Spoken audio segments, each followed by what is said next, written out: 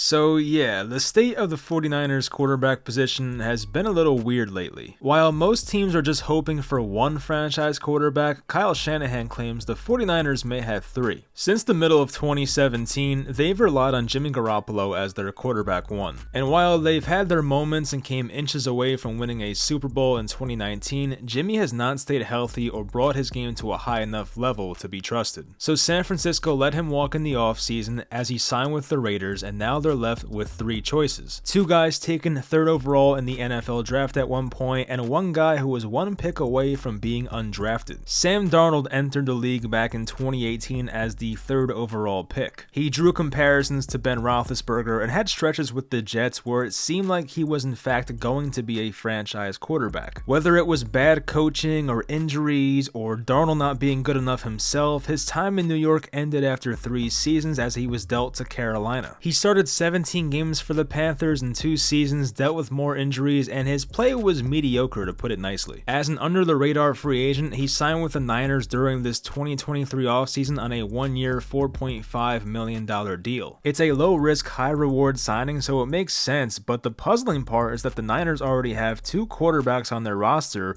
that are starting caliber quarterbacks. Now on to Brock Purdy, the last pick in the entire 2022 draft class, was thrown into the lineup last year when Trey Lance and Jimmy Garoppolo went down with injuries. The expectations were pretty low, but Purdy went undefeated in 5 starts and beat Tom Brady in his first NFL start. He was also wildly efficient during these starts. It helps that he was in a great system with great players, but for a Mr. Irrelevant pick, it was quite impressive. San Francisco won their first 2 playoff games, pushing Purdy's record to 7-0 on the season, but got walloped in Philly when Purdy suffered a bad elbow injury in the NFC Championship game. Lastly, we have Trey Lance, a former 3rd overall pick in the 2021 draft who only has 4 career starts in 2 seasons. To acquire that 3rd overall pick, the Niners sent 3 first-round picks and a 3rd-round pick just to move up 9 spots to secure Lance in the draft. Obviously, to have moved that many assets, the Niners had to have loved Lance as a prospect to pull the trigger on a trade like that. His rookie season was mainly as a backup, although he was forced to start 2 games due to Garoppolo being out with injuries. But after 2021, the plan was to trade Jimmy Garoppolo and hand the reins over to Lance, but due to his offseason surgery, the Niners were not able to move Garoppolo. Still, they promoted Lance to the quarterback 1 spot to start the 2022 season and kept Garoppolo as the backup. Lance played for a total of 5 quarters before snapping his ankle in early week 2, and that would prematurely end his season. And in the 1 full game that Lance started, it was an absolute monsoon in Chicago versus the Bears in week 1. So now that the stage is set and we've introduced the 3 options, I'm going to give my reasons for sticking with Trey Lance as the starter in 2023. Number 1, and I would say the most logical argument, is how many assets the 49ers gave up to acquire this guy. They gave up 3 first-round picks once again, and the guy has 4 starts in the NFL. It would be malpractice to give up on a guy that you dumped that many assets into after basically a quarter of an NFL season. My second reason is that he has the most upside out of these 3 quarterbacks. If there's one NFL offense where being a physically gifted quarterback doesn't really matter,